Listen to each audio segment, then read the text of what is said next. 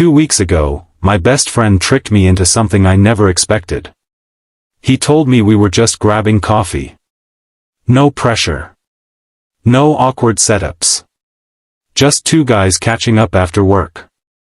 But when I walked into that cafe and saw a girl sitting at the table, in a wheelchair, smiling nervously at me, everything inside me froze. Then she looked up and asked the question that would change everything. Do you still want to date me? Before we dive into this story, take a second to like the video, subscribe, and share your thoughts in the comments. Stories like this remind us how powerful kindness can be. Welcome to your channel name, where real stories show how small moments can change lives. Now let me tell you what really happened that day.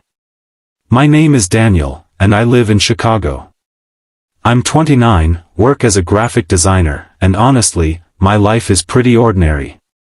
I go to work, hang out with friends, watch basketball, and try to survive Chicago winters like everyone else.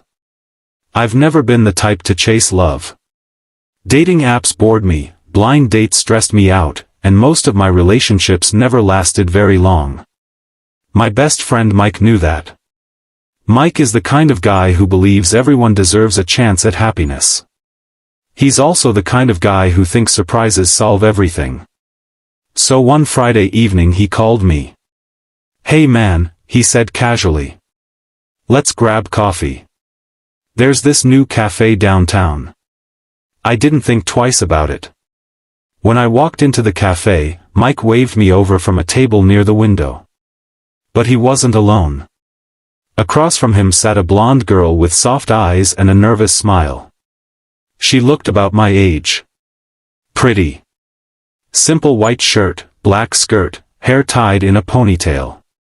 But what caught my attention was the wheelchair. Mike stood up quickly. "Oh good, you're here," he said. Something in his voice felt suspicious. Before I could say anything, he suddenly grabbed his jacket. "Actually, I just remembered I have to run. You two talk." And then he walked out. Just like that. I stared at the empty seat where Mike had been. Then I slowly looked back at the girl. She looked embarrassed. "I'm really sorry," she said quietly. "Your friend set this up." I rubbed my forehead.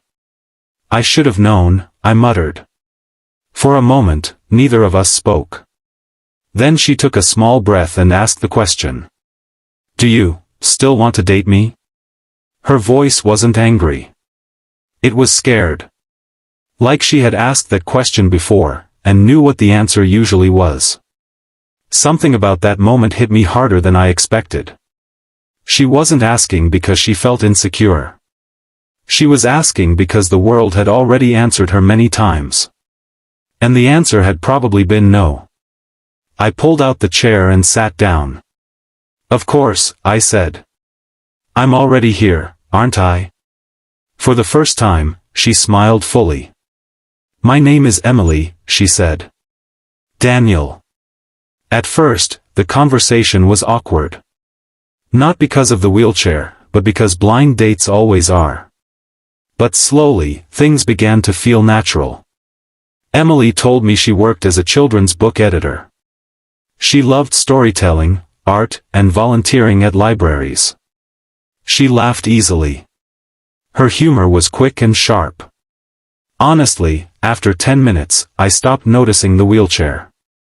Then about halfway through our coffee, she decided to tell me something. "I wasn't always like this," she said softly. I didn't interrupt. 3 years ago, I was in a car accident," she continued. "A drunk driver hit us." Her fingers rested lightly on the table. "My spine was damaged. The doctors said I would never walk again." The cafe felt quieter suddenly. "But the worst part wasn't losing my legs," she said. "It was losing people." I looked at her. "My boyfriend left 2 months after the accident," she said calmly. "Some friends stopped calling. Others didn't know what to say." She shrugged gently. "People don't mean to be cruel. They just disappear." Her honesty stunned me. Most people would hide pain like that. But Emily said it like she had already made peace with it. So why agree to a blind date? I asked. She smiled. My sister signed me up for one. I cancelled 3 times. And this time? She laughed quietly. This time she didn't give me a choice. I shook my head. And my friend tricked me. Looks like we were both ambushed. For the next hour, we talked about everything. Movies, childhood memories, embarrassing high school stories. At one point, she told me she used to love hiking before the accident. You probably think that's ironic, she joked. But I didn't. I could see something stronger than sadness in her. Emily didn't see herself as broken. She just saw herself as different. Eventually, the sun started setting through the cafe windows. I should head home, she said. Can I walk you out? I asked. She smiled. You mean roll me out? Outside, the evening air was cool. As we reached the sidewalk, she paused. Daniel, she said.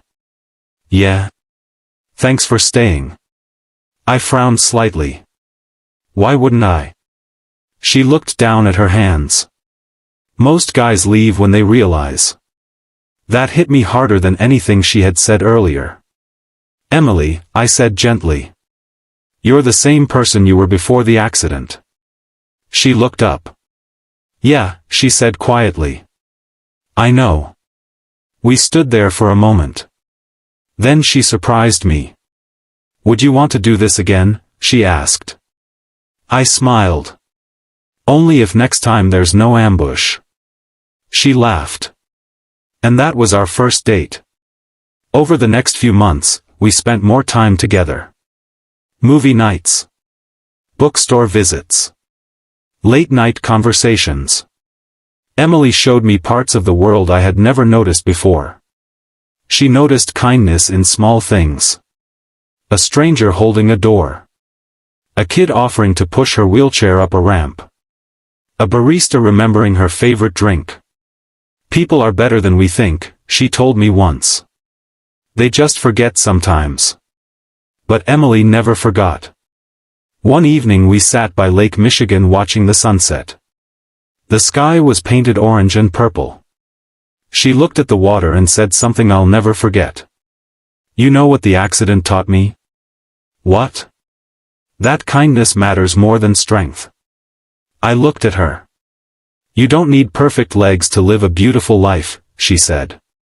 You just need people who care. In that moment, I realized something. Emily wasn't the one who needed courage. I did. Because loving someone means accepting their entire story. And Emily's story was full of strength. So I took a breath. Emily, I said. Yeah. I'm really glad Mike tricked me. She laughed. Me too. Then she looked at me carefully. You know this isn't easy, right? I know. There will be challenges. I know. She studied my face. You're sure? I nodded. Kindness isn't choosing the easy path, I said. It's choosing the right one. And that was the moment everything truly began. Today, 2 years later, Emily is still the strongest person I know. She still edits children's books. She still volunteers. And she still notices kindness everywhere. Sometimes people stare at her wheelchair. Sometimes they whisper. But Emily just smiles. Because she knows something most people forget. Kindness is powerful. It doesn't fix everything overnight. But it changes hearts. Mine included. If Mike hadn't tricked me that day, I would have missed the most important person in my life. And if Emily hadn't been brave enough to ask that question. Do you still want to date me? Our story might have ended before it even began. But kindness gave it a chance. And sometimes, that's all someone needs. So if you take anything from this story, let it be this. Never underestimate the power of kindness. You never know when a small moment, a simple decision, or a single act of compassion might completely change someone's life, including your own. And maybe, just maybe, the next time someone asks a difficult question, you'll choose kindness too.